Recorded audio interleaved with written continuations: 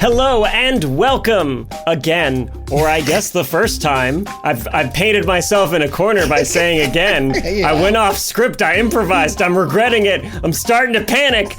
Welcome to That's Absurd, Please Elaborate, a podcast about science and silliness. In equal measure, sometimes more one than the other, but I am an equal part of the hosting duo. This is going well. This is going really well.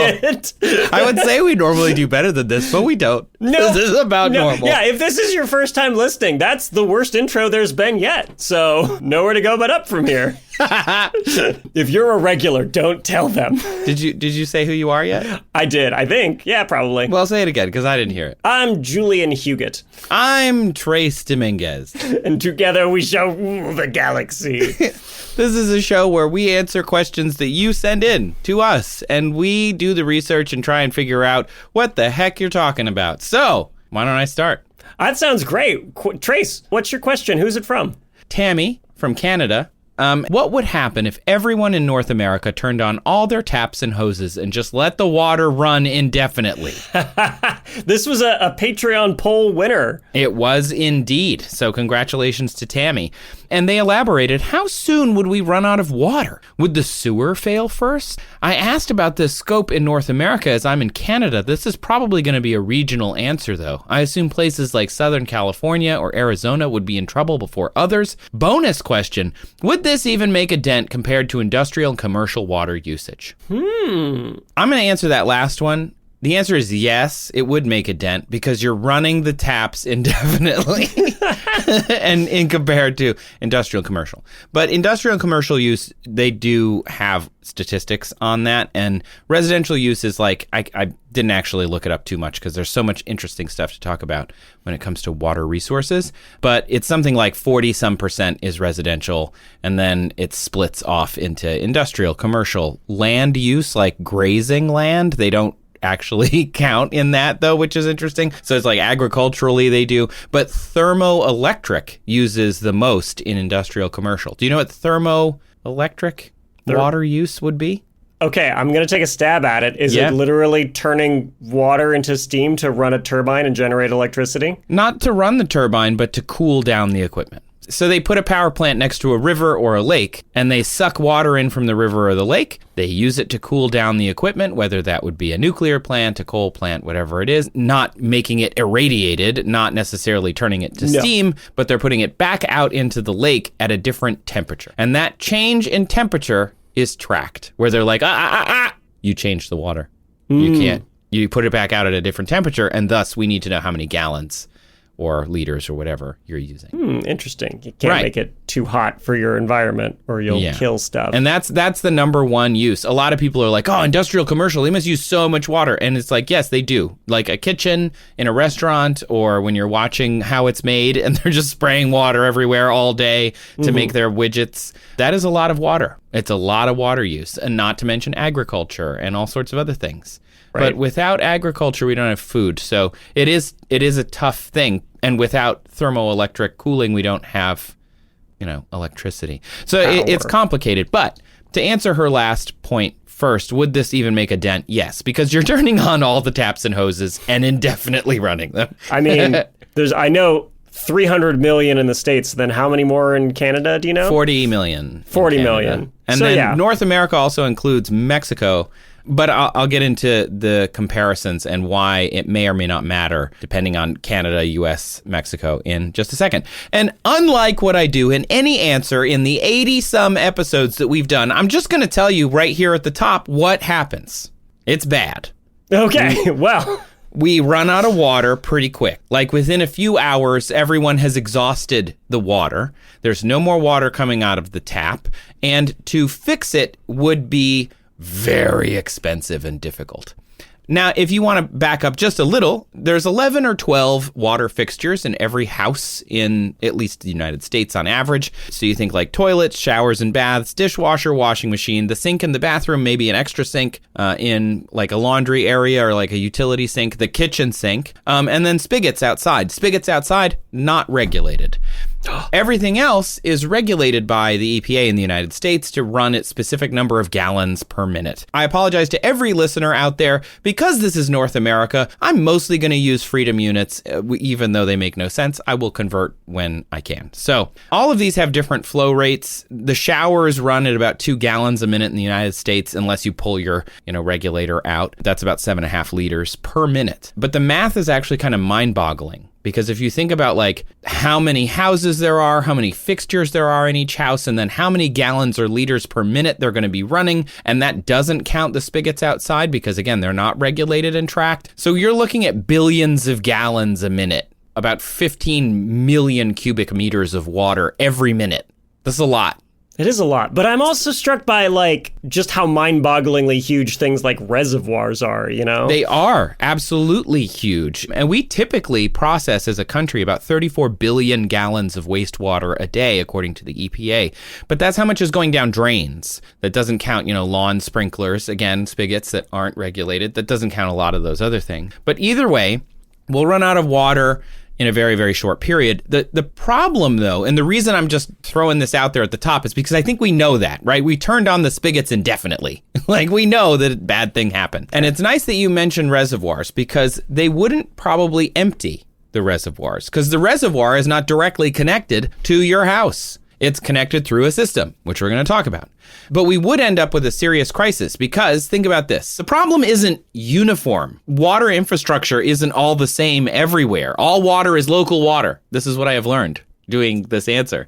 So once the water towers run dry, there's going to be pumps that are trying to replace that water from the treatment facility, but they can only treat so much water at the same time, which we'll come back to a lot of this to explain all of this. And then the reservoirs, they're not going to like dry up because they're going to the treatment facilities before they go into the water towers, before they get to your house. So we just end up with this crisis where pumps are trying to pump water into a water tower or into some kind of storage facility, and there's no water to pump into them, or it's very low amounts of water. So everybody's going to have low water pressure, and then eventually they aren't going to have any water at all. An example, actually, could be the Texas freeze of February 2021, which I think everybody just forgets about because, there was another major news event happening during the intervening few years of that. Right. I think about that all the time, by the way.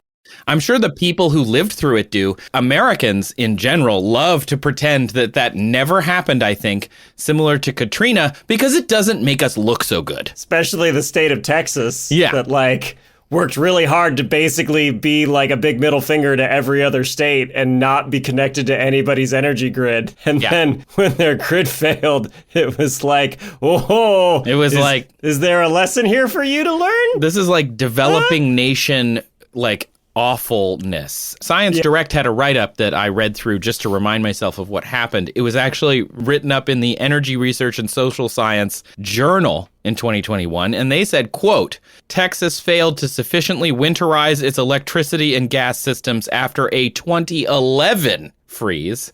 Anytime I can dunk on Texas, I'm going to do it. And then when ERCOT cut off the electricity to customers, that's right, it didn't fail. It was about to, so they just turned it off. To everybody. They just turned it off, including the drinking water treatment plants. In a survey later of 953 Texans that, survived, 40% went 2 days or more without clean water, 30% lost running water for 2 days or more, and some fled to shelters, which 40% of the shelters then lost power, water, or both. Then the state was under a boil water order after the crisis. Why? Because when you dry out the pipes of infrastructure for water, they're not dry. They just don't have a lot of water in them. And bacteria absolutely love moist things. Great conditions for them. Oh, yeah, baby. The water wasn't safe, so they had to boil it. And why is this? Because all water is local water. The water came from Texas, was being pumped to people in Texas, but they turned off the electricity to the pumps because they had failed to do the basic thing that power systems are supposed to do. Yeah. I think they messed with themselves in there. Like it really was a self-inflicted owning. And then I remember a lot of it, because everything has to be politicized nowadays. We're like, it's because of green energy. I was like, oh no. Yeah, that's right. It's the meme of the guy sticking the stick in his own bicycle spokes and then falling over and being like, why would someone else do this to me? Why did all these other states do this to me? So let's back up now. So to recap, if you open all of the taps and all of the hoses and everything all at once, we don't exactly know how many gallons or liters you're going to be pumping out of everywhere, but different places are going to run out of water at different rates because all water is local water. There's the power grid, except for stupid Texas, is connected across the entire United States and into Canada and Mexico, and they can connect between each other and share power as needed, except for stupid Texas. Except for Texas. There is no such thing as a connected water grid. That's not a thing. Right, the water is just wherever it is that they built a town, they figured out the best way to get them water, and they built a system in that town or in that area to do it. Yeah. Which is pretty neat. An actual series of tubes, right? It's not like laying wires that can easily transmit electricity or information. It's like, no, you actually have to physically move this liquid around. That's right. So in 2024, and you can go online and see a map of this, it's really amazing. There are 145,648 publicly owned water systems providing piped drinking water for human consumption in the United States alone. 146,000 different systems. 146,000 potentially different scenarios on if everybody turns the water on and lets it run. At minimum. And that's not including, those are the publicly owned water systems, not wells, which about 20% of people in the United States are on well water that they've had to drill and maintain themselves. Some of those wells are shared between a variety of different people. Some it's just one house. It is really interesting. I think that water literacy is really important. And I don't know about you because you're still in LA, but having lived in California, I know more about where my water came from when I lived in California. Like everyone talks, okay, we're in San Francisco, it's coming from the Hetch Hetchy. If you're in LA, it's coming from the Sierra Nevada snowmelt, and we all or whatever. Like we all know. And the Colorado River that we have to share, with 3 other states. It's like general knowledge. But when you live in Washington, D.C. or like, I don't know, Nashville, do you know where your water is coming from? Do you even care? Do you pay attention? Because you should. It's kind of important. But we just like don't know unless like in the Texas freeze, it breaks. Then we're like, oh, wow, the water system's broken. Somebody failed. And it's like the person that failed is kind of us. Like that's kind of how the United States works. Mm-hmm. So just to give you some examples, now I live in New York, outside of New York City, and we get our water from the Catskill watershed or the Croton watershed. It comes into our house through a sewer system, and then it goes out through a septic system and seeps into the ground. That is just for my house. If you go a block or 2 away, they might have a sewage system in and out. They might have a well in and sewage out. They might have a septic system out, and they might have get well water in. Every house can be individualized. It's pretty wild, actually. And the reason is every place has different water needs. And a kilometer or a mile away from you, they might have a different water source because they might be uphill from you. Or they might be downhill from you. And all of that changes what water you're going to get, which is just nuts. And water resources are hugely important, highly regulated, and highly individualized. And as such, I was like, I don't know enough about this, even with my somewhat more than average knowledge. So I called Dr. Brian Rahm, who's the director of New York State's Water Resources Institute at Cornell. Wow, you're becoming an almost journalist.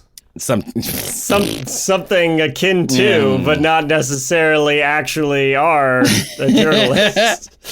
And he had to say this. There's a lot of similarities regardless of where you go in the U.S., but, water issues in Arizona might be different from water issues in Washington and, as you can imagine. There's a spectrum of ways to get water. Some municipal systems are drawing from groundwater. Sometimes they're drawing from a river or a lake, and so it's surface water. Sometimes they might draw from groundwater that's directly adjacent to a river The two influence each other. I guess the difference for me is a municipal system, right? You're paying your local municipality to deliver water to you and to take it away. Oftentimes, those things go together. They don't always. You could have a sewer system, but not a drinking water system. You could have a drinking water system, but not a sewer system.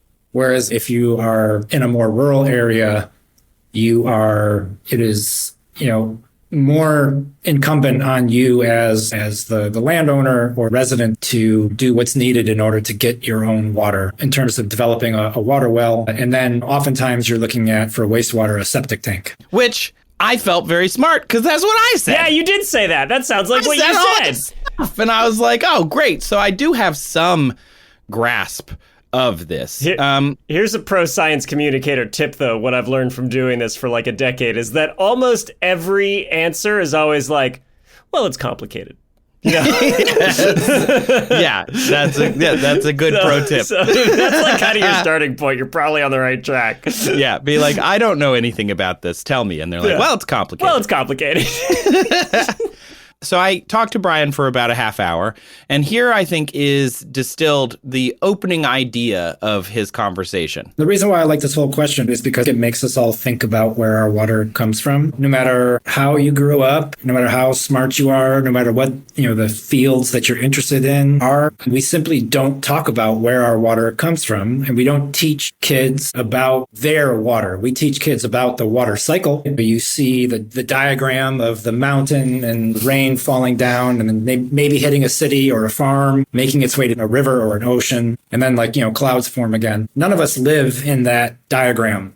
That's not what my hometown looked like. It's difficult and often the surprising unknown for people when they think about the fact that they actually don't know where their water comes from. These facilities are all over the place. Most of us maybe don't know where they are. They don't know how they function. I think we would all recognize that having clean, usable water is critical. It's important. We care about it. But at the same time, we know very little about how that actually works. Right? It's like you said with the electricity grid too, right? Like, I don't think a lot of people in Texas knew that their grid was so vulnerable until it was about to fail them. And it stopped doing what it was supposed to do. So effectively it failed.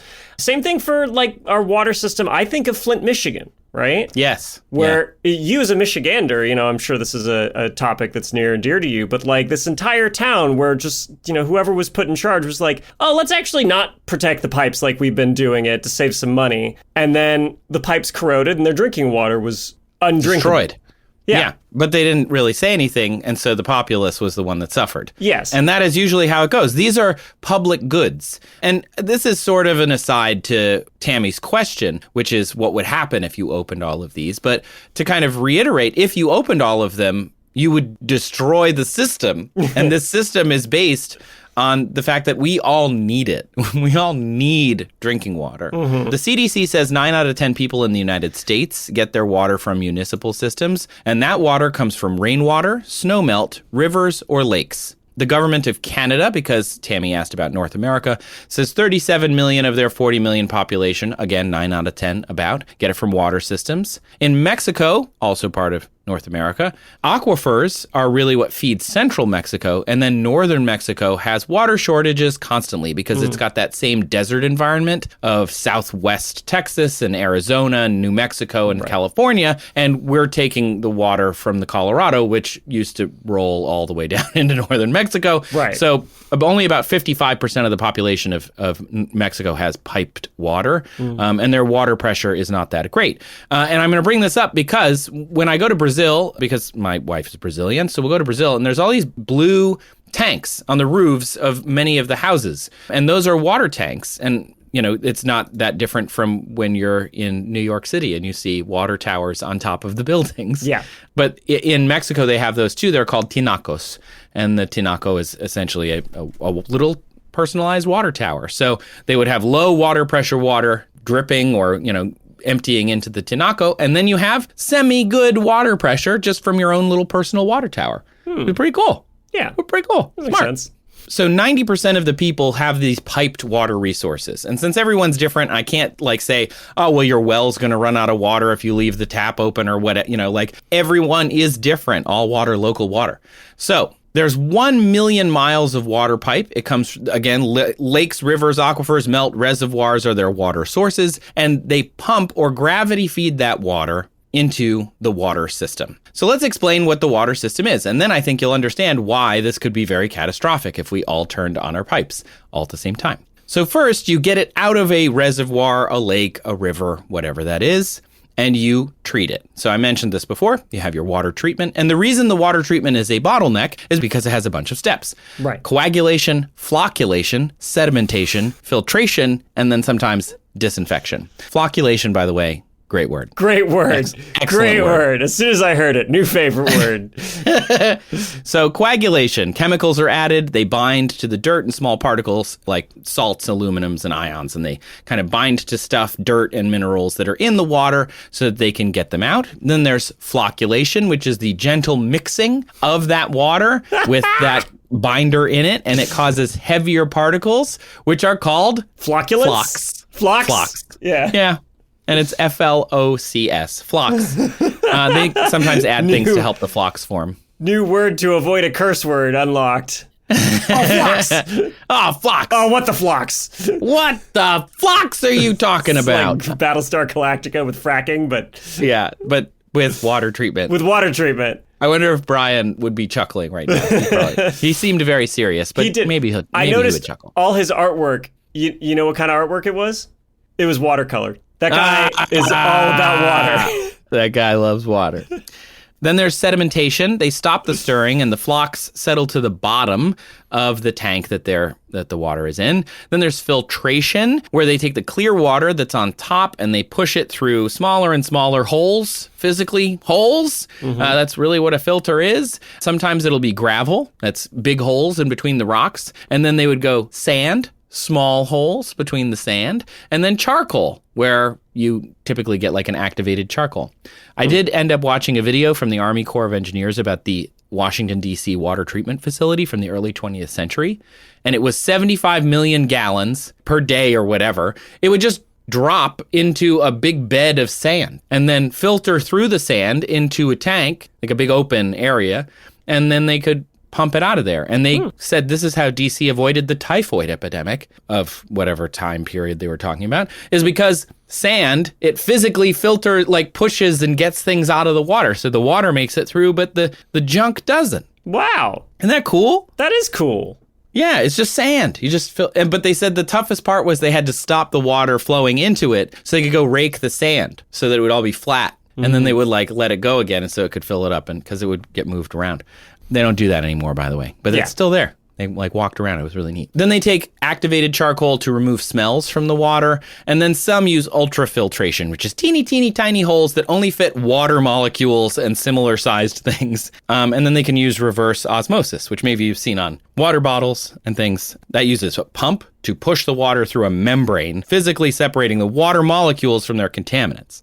Right. Then, in some systems, they would do disinfection, where they add chlorine, chloramine, or chlorine dioxide to kill any pathogens that may or may not be in the water that are very, very small. And then when it leaves the plant, it might have more of this disinfectant than when it gets to your house. And the reason it does that is to kill anything that might be in the pipes on the way to your house. It's almost like they know what they're doing. Yeah. And then some very smart people thought about how to make this. Right. Also, we're not prepared for Tammy and Tammy's master plan. They are not. It reminds me of how when they design and build new stadia, like I've seen it, they do, before they open it up, they do a flush test where they have somebody stand at every toilet and urinal and flush simultaneously, just in case, in the unlikely event that after a game or during an intermission or something, that happens, to make sure that the system can handle it. You've jumped ahead, so I'm going to play a clip from Brian. Oh, really? Oh, my God. This question made me think of my first class as an environmental engineer. I was at UC Berkeley, and they were joking about the big flush, right? The idea was that in the first commercial of the Super Bowl, everybody gets up and goes to the bathroom, right at the same time. So the joke was that you have to create a system that could accommodate that level of activity at that precise time. but that there probably was never going to be another moment when you had that much activity on your water system or your wastewater system. It's not totally true. But what I like about that story is it makes you think about how the things that you're doing in your home are related to the things that other people are doing in their homes. And now the Super Bowl happens once a year, but like getting up and taking a shower, that happens, most days for a lot of people. And so how these things get used collectively matters. Water and wastewater engineers, they've got to make sure that if everybody decides to water their lawn today, that's not going to create a big problem, right? They have to build in those sort of safety factors. They have to build in that thinking about collective action in order to make systems that work. Wow, isn't that cool? Me and Brian on the same wavelength here. You're on the same wavelength as people Brian. all flushing at the same time during a break in the action. So they may adjust other things, by the way, when it comes out of the water treatment. Maybe you've heard of fluoride. They would add that. Oh, yeah. They've been adding it to water for a century. It probably doesn't do anything useful, though. Promoted dental health, and it's in such a small amount. And they may adjust the water pH to reduce pipe corrosion and improve taste. All of that, by the way, came from a reservoir that was a lake or a river with fish farting in it. And now, super clean. Amazing. Science. Wait, on the way to this answer, I have a new question, which is fish fart? You'll have to tune in for the next episode. I guess so. Fish farts. And then you should be able to go to any town, anywhere in these 146,000 municipal systems. And the EPA has regulated and tested that water to make sure that it is drinkable. That's the idea, anyway. Obviously, as you mentioned, Flint, there was a problem there. And that means that we don't need to spend less money on the EPA, probably, but maybe more. Maybe. Just, keep checking Maybe it. let's not do what Flint did, Maybe let's not make that easier to do. Let's just not back off and be like, they'll figure it out. We know that's not the case. We have a vested interest in clean water, and you should be able to go to any town in the United States, turn on the tap, and drink the water. And Brian talked about that as well. When you move from one place to another, you probably don't think often about whether you're drinking a different source of water.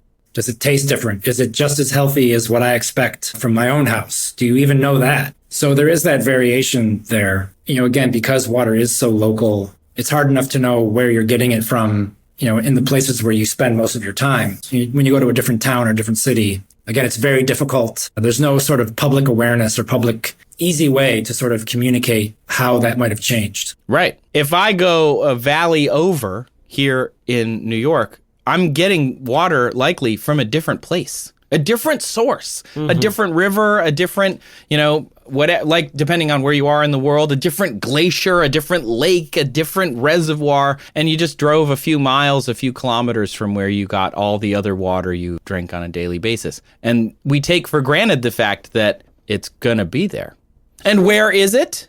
It's in a water tower or a water tank. So when it goes from wastewater, the first treatment, when it comes out of the reservoir, they then pump it into the system, although it's not always pumped. The cool thing is they usually build the first treatment wastewaters and reservoirs up high, and then it just gravity feeds it down to where people actually need it. Or they pump it up higher sometimes, like in LA, there's those water tanks on top of all the mountains. Those are essentially water towers. In the Midwest where I grew up, it's all flat, so they would build these giant towers. And the reason they build the towers is hydrostatic pressure. Hydrostatic pressure is cool. It's P equals the density of the fluid, the acceleration due to gravity, and the height of the water.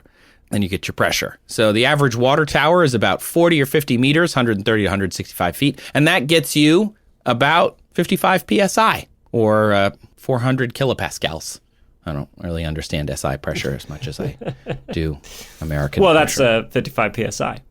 So. Yeah, 55 PSI. Yeah. So each tower has like a straight pipe down to the mains in town, taking advantage of gravity. So the tower is really just what provides water pressure for you, which is pretty cool. The further from the tower you are, the lower your pressure gets. And at some point you might think, we might want to build a new water tower or find a new source of water. And Brian talked about that too. Normally, for a lot of folks, when you turn on the tap in your house, there isn't some electrical pump that like instantaneously goes on and starts shooting the water out at you, right? There's water pressure because the water that we've collected and treated for your use is physically higher in the landscape somewhere than you are. And so the fact that it's sitting in that pipe, the difference in height between where that water is and where you are provides pressure. When you think about where you are in the landscape and you want to identify where is my drinking water coming from, most likely you should look either uphill or look for the water tower above the houses somewhere. And when you flush it, typically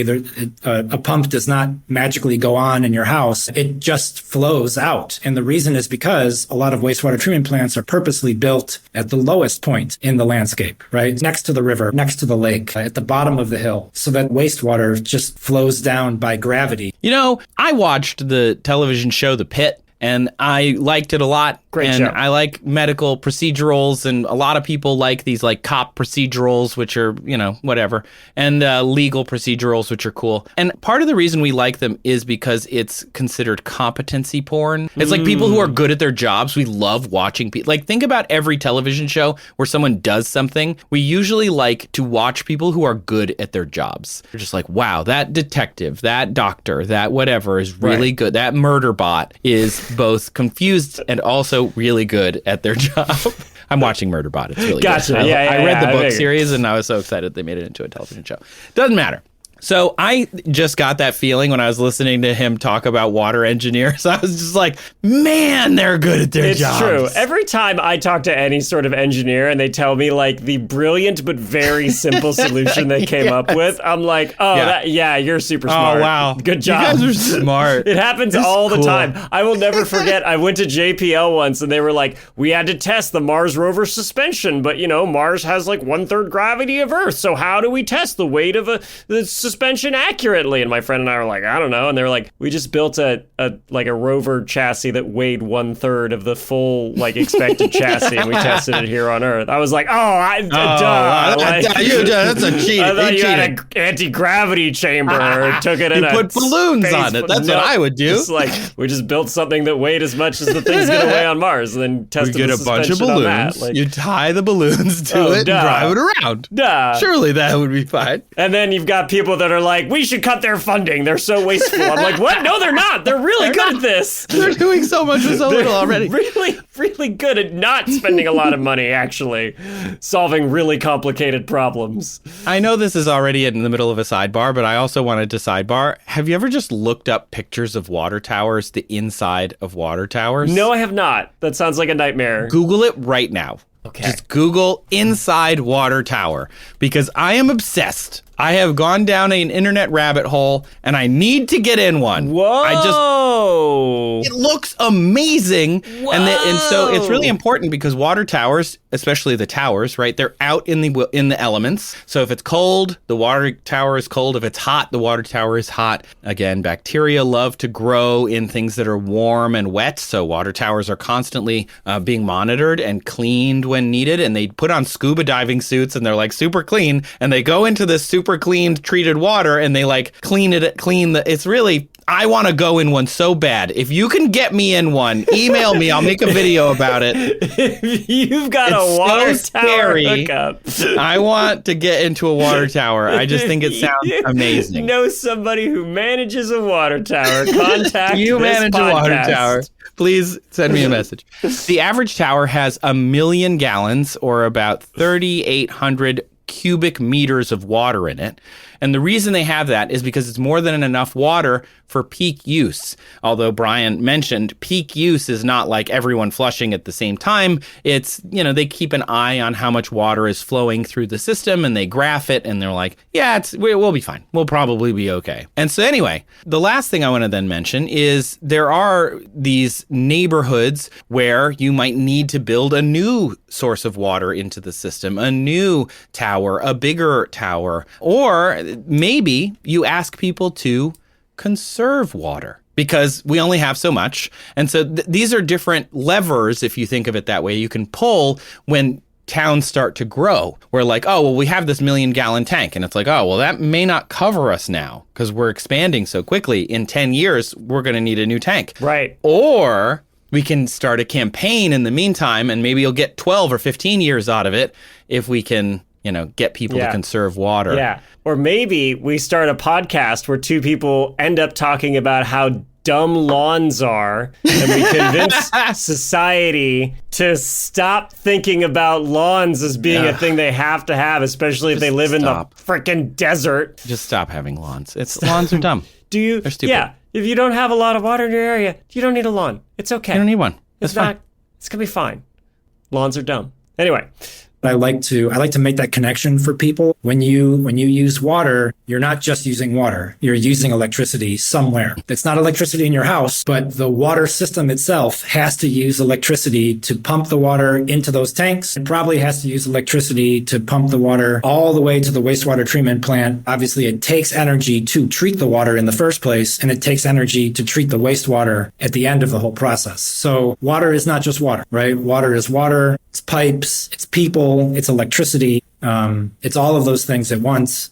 And certainly if you're in a rural area and you're pumping water out of a well, chances are you do actually have to spend some energy to pump it out of that well. But there's a cost associated with managing your system, right? So like all of these things eventually cost money. Right? So the idea that, again, we can take water for granted. We typically don't think of it. We think of it as essentially free. And we really only are forced to examine it when something breaks. I say this because oftentimes when you're asked to do things like pay taxes or pay service fees and you get a bill from your local municipality for water, I think it takes a certain amount of literacy about, what does it take to actually procure, treat, and deliver that water? How much am I willing to pay for that service? If my water bill went up $10 a month and my Netflix bill went up $10 a month, would I be upset about one and not about the other? I think I'd be a lot more mad about Netflix, honestly. I mean, yeah, I think we can all agree Netflix bills going up. Yeah. It's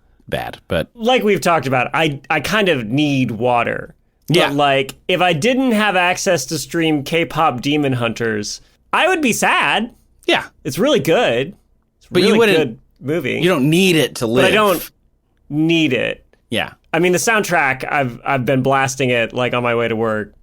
As a parent, we talk a lot with Raphael about need versus want. Right. And I have known many adults who have never thought the difference between those two things. You need some things, you want other things. And, right. Sometimes it's hard to parse it out.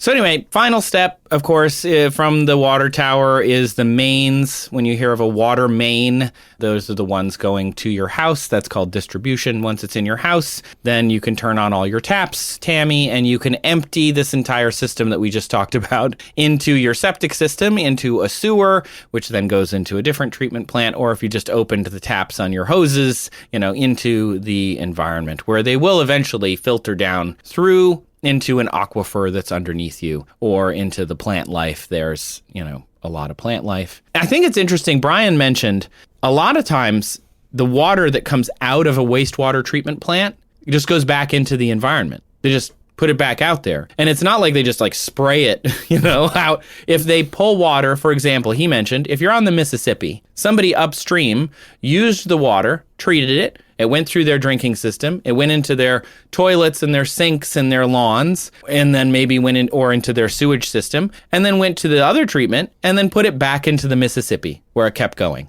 So we love to say in science communication, all water has been through a dinosaur or whatever, that's a fun thing to tell kids, all water, it's been here, it's still here, it's the same water that's always been here, which is, a little bit of a kind of a fluff, but that's still fun. Yeah. But New Orleans water has definitely been through a person in Minnesota. Definitely. And that's way more awesome to think about than that's just how water works. And New Orleans isn't flooded with feces because the EPA monitors water quality. We passed the Safe Water Drinking Act in 74, amended it in 86, 96, and 2018 because water is important. And tap water is more regulated, controlled, and checked than bottled water. I was wondering. 2005 ABC News sent tap water and bottled waters to a lab for testing and found zero difference. 1 in 4 bottled water sold in the United States is just city tap water bottled at a factory. That's another thing I'm sold thinking. back to us. That's what I was going to bring up, right? We talk about like all this effort that we as the public put into like making water safe to drink. And I'm like, wouldn't that mean if they're bottling it, they're just like plugging into the line and putting it in a plastic bottle and then turning around being like, that'll be $3 for this thing that you paid to treat already. Sometimes they'll like retreat it, like, ooh, we'll just do this one, we'll do something to it.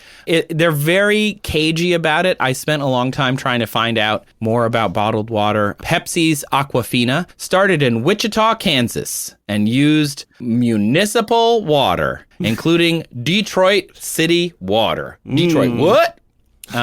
Coca-Cola's Dasani, according to their Wikipedia page, California, Minnesota, Arizona, Colorado, and Michigan tap water. Now, Arizona, California tap water, what? We're already having trouble with that. So, Tammy, to answer your question, after this 40-minute rant about water, you turn on all the taps, you're going to end up with a catastrophic problem that's going to cost a lot of money to fix, because the water system was built in the 1920s, 30s, and 40s for most of the people in the United States and Canada. And at least in the United States, we've had a political system that has not exactly emphasized fixing and updating that water system. So it was designed for a 75-year lifetime, and we have exceeded that in most places. Oh, no. I reached out to someone who works for a very large American city, like one of the tops, in an urban planning office. And they said trillions. It would cost trillions to fix it. And it all needs fixing.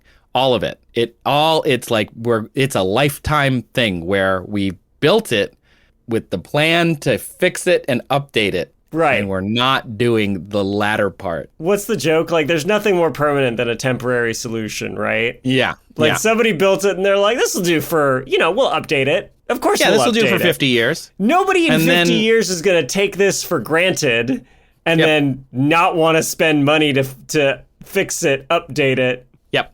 Get rid of all the rusting out copper or whatever. The best part about this, after all of this, that I started to think about is the pipes aren't even lead. Sometimes they're terracotta. They're like pottery, like some of the very, very old ones. What happens if the tap water system fails, right? Tammy does this. The tap water system fails. All of Tammy and all of the other Tammys everywhere drain the water system. We have no tap water. You need to cook macaroni and cheese. You got to go to the store and get bottled water. But there's no bottled water either because it comes from tap water. Relied on the same system. So you can't even be like, oh, I'll just go get bottled water and put that. And firstly, that alone just hurts my soul to be like, I just pour this bottle of water into because we spent all of this time and money and energy to build this incredible tap water system. And then people are just like, we don't know. I didn't know about it. Julian, you know where your water comes from. Right? Ish. Kinda. Yeah, kinda. Right. Since doing this research over the last week, I've been like looking around like, oh, okay, there's a reservoir here and then there's a pump station there. And you can go look this up. You can go tour these things. The city would love to have you visit.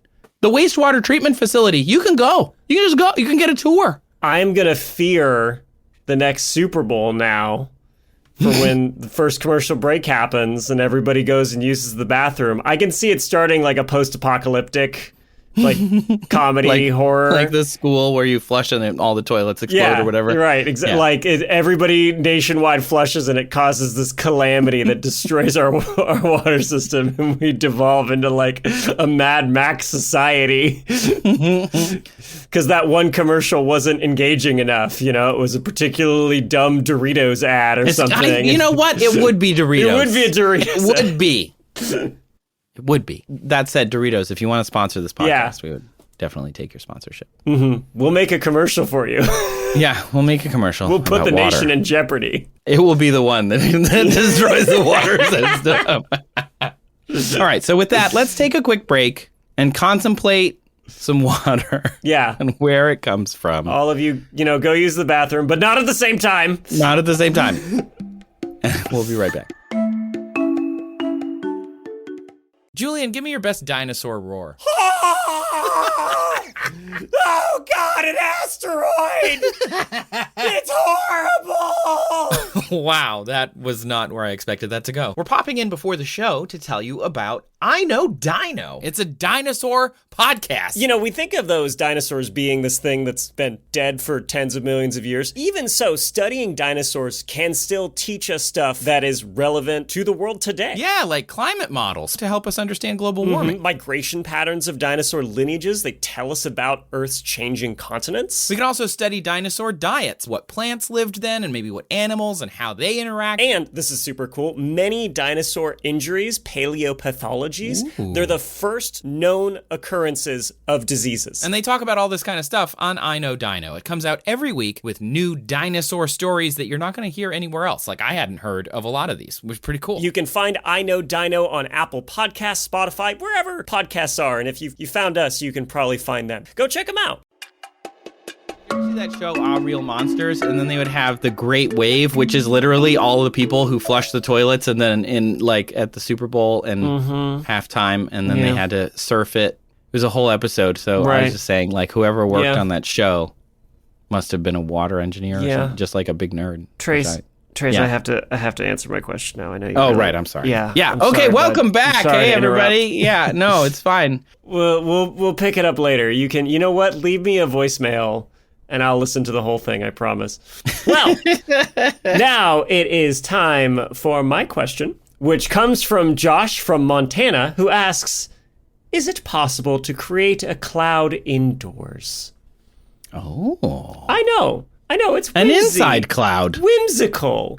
It's how whimsical, yes. It's a light, kind of fluffy question. I felt like maybe we could use one. I could use one. Yeah, it's like you picked it knowing that I was going to have this Be like, problem. Anyway, here's a major vulnerability in America and our systemic inability to solve it. Anyway, yeah, that's part of it, but there's also another reason that I picked this that I'll get to later. But first, to Josh, first of all, I just want to say, yeah, totally, absolutely. As a matter of fact, there's an artiste, a Dutch artist named Bernalt Smiddelde, whose name I am definitely mispronouncing.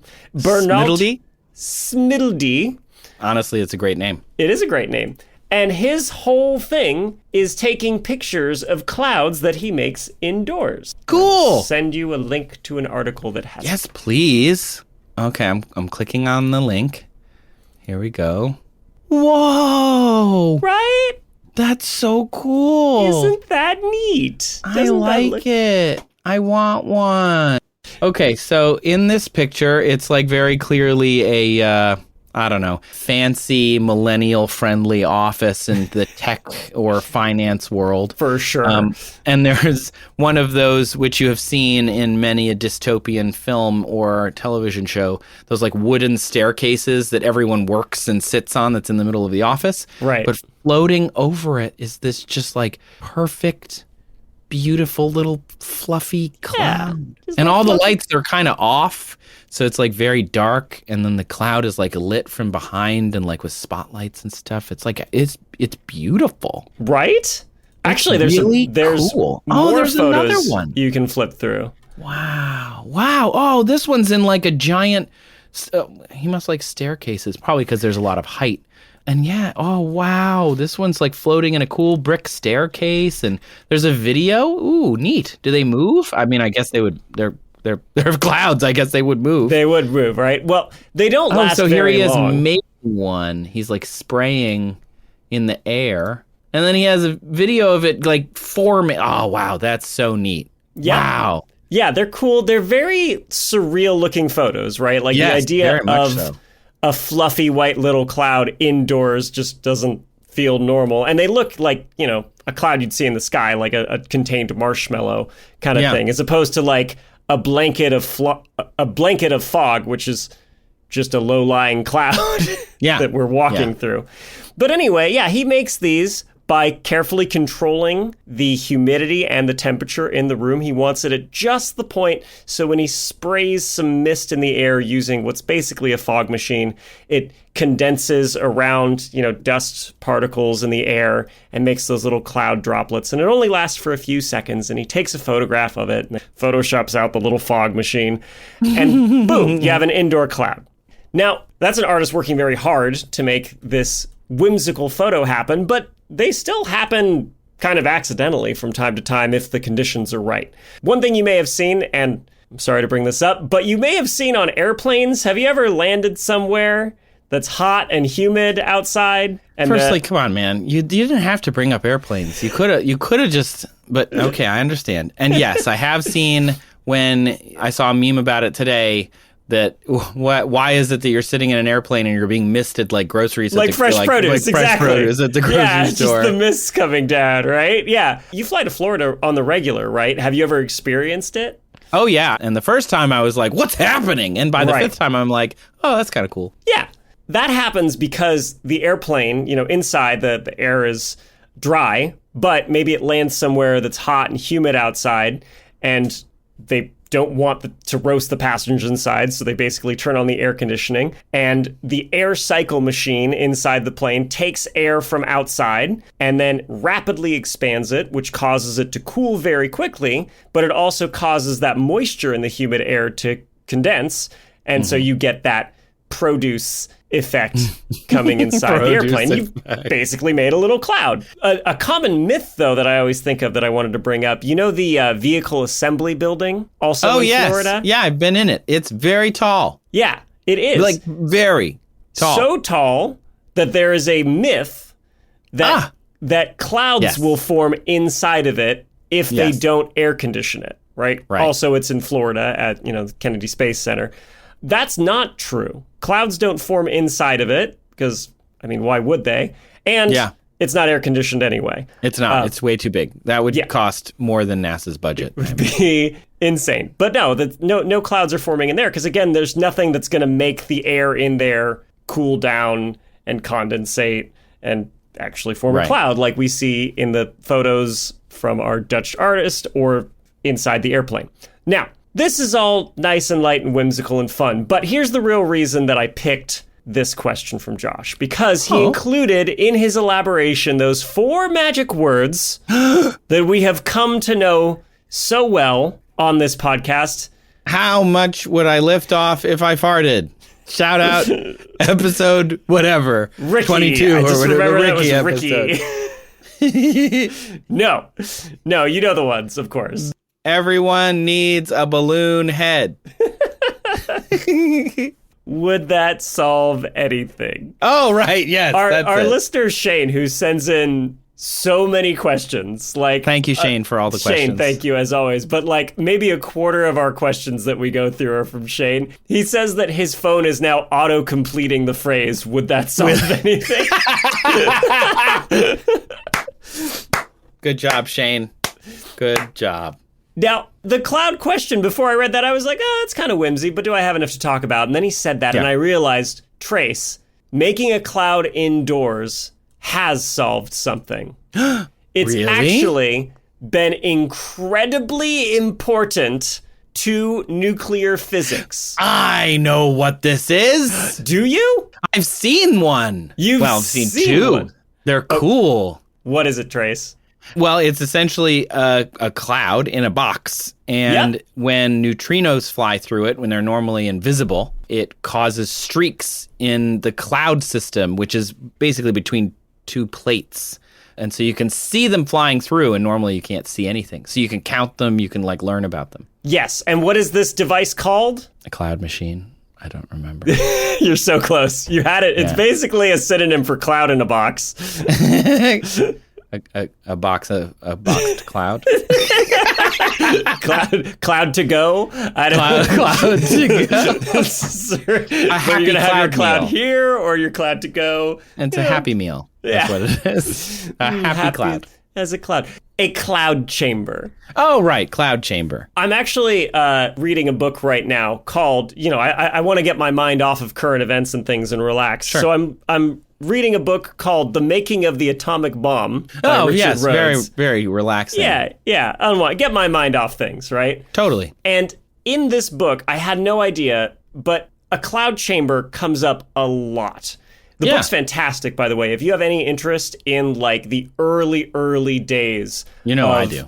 Nuclear physics and particle physics, and like just realizing how much we didn't know. Because we all take for granted like what atoms look like now, right? We all understand like the protons and the neutrons and the nucleus and then the electrons whizzing around them. And listening to this makes you realize that 130 years ago, like total mystery, right? We had no clue. And the way that people figured out actually what it looked like is brilliant and weird, and like the different ideas that they had of like, oh, the atom, maybe there's electrons in sort of like a plum pudding, right? Or maybe the nucleus is itself just one giant particle, or maybe there's electrons going around protons inside the nucleus, like an atom within an atom, like, and nobody even had any idea about the neutron, right? How do you all even ideas find a were neutral on the particle? table. Yeah, there were a lot, and the characters in the book, the physicists, are fascinating. Some of them that we've talked about before, like Enrico Fermi, who I didn't know some details about his studies, like this one cracked me up. When they were irradiating elements, different elements, right? They'd like blast them with a neutron to get the nucleus to capture it, and then the nucleus would decay. And they wanted to test the half-life of all these different irradiated elements. But you can't irradiate the element right next to where you're going to turn around and test its decay. You'll get too much background radiation. So they had them set up at opposite ends of a hall. They irradiated over here, and then Enrico Fermi would run like hell with this radioactive element across the hall to put it in front of a Geiger counter at the other end, And it says that he almost knocked over like a guy who was visiting from Spain to try and talk to him as he like flew by, and he insisted he insisted he was the fastest and he was a bad loser. Like he didn't want to admit that anybody else was faster than him. And you're like, I had no idea. Like, what a character. Why wouldn't you just put it on a zip line? Where were you in 1930s Italy? They needed you. And then at the end of it is a little cushion, so it just like bonk, and it's done. You just did it. You could. They even talked about things like, that it's important when the neutron is going by an atomic nucleus. If the neutron goes by too fast, it's less likely to get captured and irradiate this particle, right? And in Italy, where they were testing, the half-lives of these elements, if it was on a marble table, it wouldn't get as irradiated as if it was on a wood table, and they couldn't figure out why. And then they realized that like going through wood was slowing down the neutrons and making it easier for the nucleus to capture it. Like all these weird little anecdotes that are important to the history of physics. It's so fascinating. That's really neat. And the author's like, if Italy just didn't have a lot of marble, we might have never realized that this phenomenon existed. It's a good thing that they hadn't yet lost their marble. So in the early days, though, like before we found the neutron and a lot of other particles, a cloud chamber was an essential tool for actually finding this. And there are multiple types of cloud chambers. The one that you described that you've probably seen is a diffusion type cloud chamber. But before that, the type that was used to find a lot of different particles is the expansion cloud chamber. It was created by a guy named Charles Thomson Rees Wilson. So it's also known as a Wilson cloud chamber. And basically it works like that airplane air cycle machine, right? It takes air that's basically close to the condensation point with the humidity in it, and it puts it in like a little glass tube or bubble or whatever, and it expands the air in there, and you get a little cloud.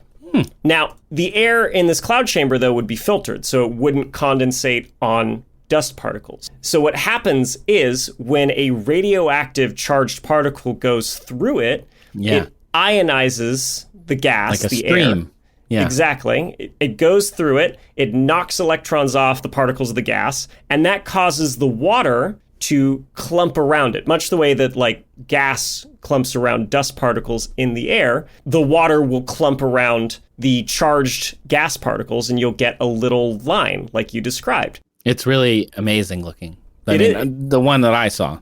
The lines will be different depending on type of charged particle that goes through it. And, you can study and make calculations on like, okay, what's the size of the particle that just passed through it, right? What's it even made of, right? You can see its speed, Exactly. Like, really interesting.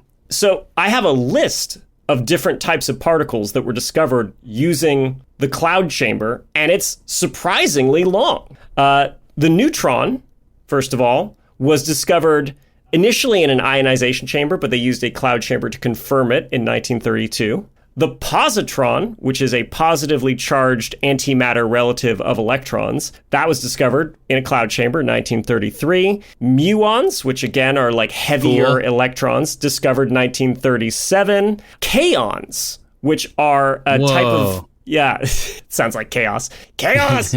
But a kaon is made up, instead of 3 quarks like protons and neutrons are, it's made up of a quark and an antiquark. Those were found in 1944, 46, 49. There's different types of kaons. A lambda particle also found 1950, a chi particle 1954, a sigma particle, well, that's found in all a this in cloud chamber. But that's all so of these cool. were found in cloud chambers. So yeah, they were fantastically important to our understanding of how atoms work. That's neat. Isn't it? And I kind of had no idea until recently. Wow. I saw this question in our list, and I never even would have put a cloud chamber together with this. I mean, there's a reason that this podcast is fun, and that's because our brains are different, but so similar, but so different. Right. Like, that is so cool. It was really the would that solve anything bit that kicked my brain into realizing that, like, oh my gosh, actually, yes, it would. It has. It has. And like you mentioned, you can actually make a cloud chamber at home. It's not too difficult. If you have some dry ice, some isopropyl alcohol, you can basically get a tub, get some felt that you stick on the top of it and just wet it with isopropyl alcohol. And then you put it over like a piece of metal that's got dry ice underneath, so this really, really cold piece of metal, and the alcohol will evaporate. It'll get cooled by that piece of metal, and then if cosmic rays, actual charged particles that are flying around all the time that have just been, ejected by the universe, pass through it, it'll cause clouds to condensate, and you'll actually be able to see them. It's really cool. Yeah, it's amazing. And I've wanted to make one for a while. A thing you can do at home with proper supervision. If you make this thing, on your kitchen counter at home, you'll be able to see alpha and beta particles, which are from radioactive atoms. You'll be able to see protons and muons that are from outer space. I don't know. It's just this reminder that, like, there's a lot of chaotic, like, radiation and radioactivity constantly surrounding us all the time that we never think about. But if you make, with, I don't know, $30 worth of materials, a cloud chamber, you'll actually be able to see it happening. And you can relive what these particle physicists and nuclear physicists learned 100 to 130 years ago for yourself, which is the cool thing about science. That's cool. That you can do it yourself. But it's not a science experiment, as we've discussed in Grape Time. Yes, no, it's not. Grape Time. As we've discussed in Grape Time.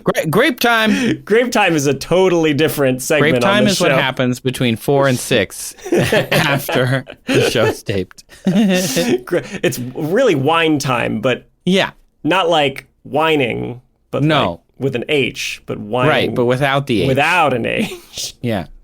Wow, Anyway. That's cool. So yeah, I hope that little bit of whimsy and wonder and knowledge, Josh, about clouds actually helps you understand that, yes, we used them to solve something in the past, something very important. That's neat.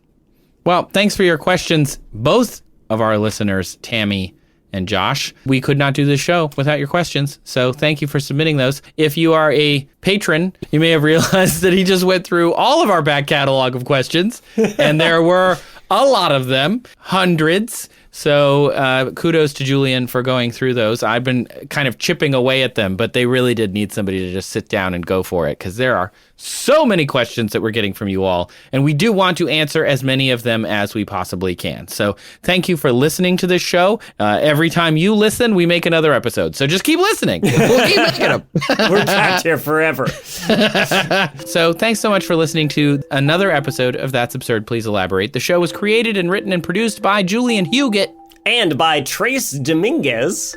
It was also produced and edited by the wonderful and, you know what, whimsical Yeah. Kyle Sisk. He's a special cloud. You couldn't remake him indoors. The show is also made in part by our associate producer, Sabrina Capello. Our music is thanks to Epidemic Sound. If you would like to submit a question, we've made it as easy as we can, I think. There's numerous avenues for you. There is a form down in our show notes. You can email us at hello@that'sabsurdshow.com. You can visit our website, that'sabsurdshow.com/ask. You can even call us and leave a message at 302-TAPE-SHOW. That's Somebody said they're mad I don't do it to the hot to go theme anymore. TAPESHO. There you go. Call us and leave a question, yo. We're not talented. Okay. Chapel Groan. Yeah, groan. Chapel Groan. Great song. Thanks to our absurd administrators, Adam, Les, Austin, Jonathan, whose anniversary it is, July 1st, Evan, Dan, Sabrina, The Brain, and Silver Skies. Thank you so much for being our absurd administrators. We really appreciate it. If you want to join our Patreon, you can do it. You could do it. They let anybody join these days. And happy anniversary also to our ridiculous researcher, Maury. And then, of course, thank you to our newest Patreon subscribers, Jesse, Atomic Straw, Dana, and Daniel. And of course, we must thank our preposterous producer, Pinky of the House Patreon, the first of your name, the ridiculous, king of the absurd, the reruns, and the first episode, Bard of Aronson, Khaleesi of the Great Nerdy Cave, Spelunker of the Realm, Master of the Chill upon the Chill, Regent of the Underworlds, True Knower of the Thumbnail, and Mother of Dagrons. Thank you, Pinky, as always. We can do this podcast because of our Patreon supporters, like the people that we have just mentioned. If you want to join, just go to patreon.com/that'sabsurdshow. You can also find a link down in the show notes for that. You can get perks like voting on future questions that we're going to answer. Sometimes if you join at certain levels, you can get a private little podcast from us where we just compliment an AI-generated picture of you. Whatever it is that we can do to make you feel special and thanked. That is what we try to do on our Patreon. So thank you.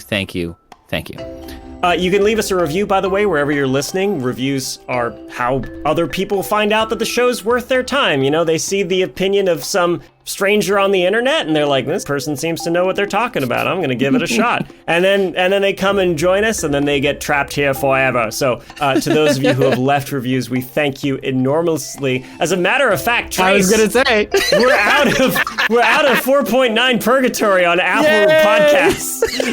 The 2-star review from the early days from the guy who specifically was not that sold on me, which fine. It has now been wallpapered over. That other guy. We were at 4.9 the entire time we've had a podcast until now. Thanks to statistics, we have now hit 5.0. 2-star and 75 stars apparently to Apple is equal to 5 stars. So Thank you, everyone. Special thanks to those who listen on Nebula. By listening, you are supporting the show. So special thanks to you. If you want to join Nebula, all the information's in the show notes.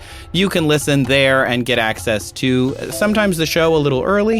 There's also, of course, other creators on Nebula that you can support just by watching or listening to their content like you would anywhere else. But as we say at the end of every episode of That's Absurd, please elaborate, since when we were 4.9 stars, now we're 5. Congratulations! Started from the bottom, now we're here. Started from 4.9, now we're here. Now we're here. At 5.0. As we always say, if everyone flushes at once, we're flocked. Nice. That was a good one. As we say at the end of every episode of our show, how do you make a cloud without water? Yeah, think about that. Are we still rolling, or are we... Gotta go. I think we've got it. I think we got it.